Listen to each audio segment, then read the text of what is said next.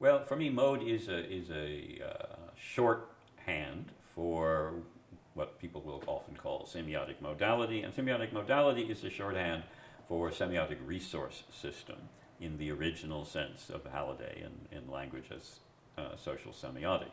You know, that is, it is a system of meaning potential, a system of meaningful contrasts between forms in a community that has conventions for the interpretation of those forms and contrasts as paradigms and as syntagms. Um, and this can be done, you know, through multiple expression planes. But how then do you distinguish between modes? If we talk about modes multiplying, would you, for instance, say that color is a separate mode, or music?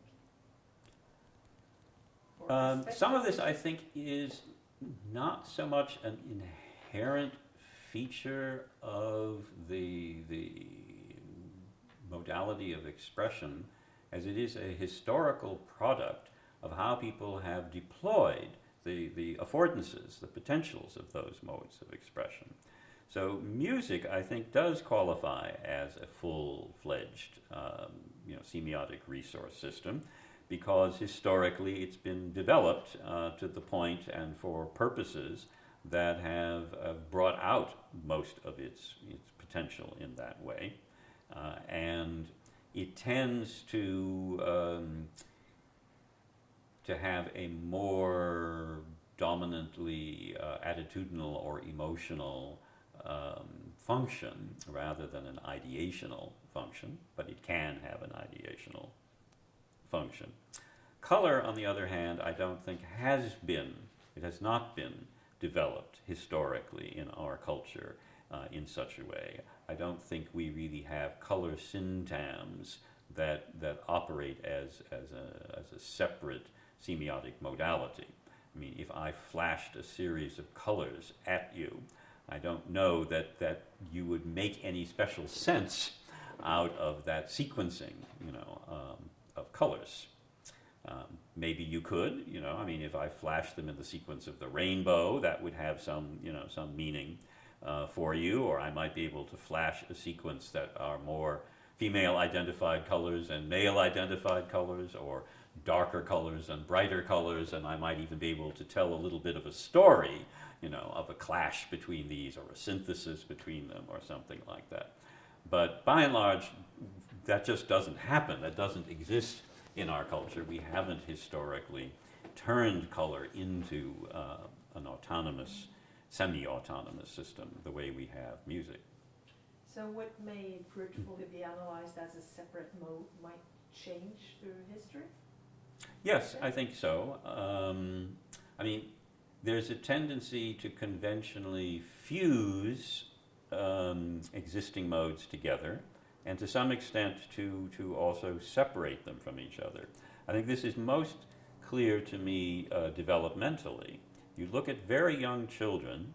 For very young children, drawing and writing are not separate modes yet. Right? They have to be taught how to distinguish drawing from writing and to create one separate semiotic resource system for drawing and a different semiotic resource system for writing. I have always taken the position that because we are a logocentric culture, we have a vested interest in trying to see that language is somehow special and usually better than the other modes. And so I remain a skeptic about that. Moreover, it's a pure academic abstraction to say that language exists as a separate mode. It's never deployed. It can't be deployed as a separate mode. There's no expression plane for language which isn't also an expression plane for some other semiotic modality. So in spoken language, there's the timbre of my voice, and my accent and all of those indexical features we were talking about before. In written language, there are all those typographical features and choices that you have to make. So it seems to me that it's more productive to ask the question, what does language add to the multimodal mix? Right? What are its special strengths or the special purposes for which we tend to use language more than the other media, the other modes? And for example, I think categorization and subcategorization is one of those. Language is really good at classifying things and making them into groups and types and sets and categories and subcategories and overlapping subcategories and expressing those kinds of relationships. The grand triumph of the nominal group, if you will. Language is also very good at separating out processes from participants, which in some ways may be a very artificial thing to do. It's not the way reality actually appears to us or is constructed, and we only think it is because we're using language to describe it to ourselves. But if you want to do that, and there are occasions when you do want to do that, language is a particularly good way of doing it.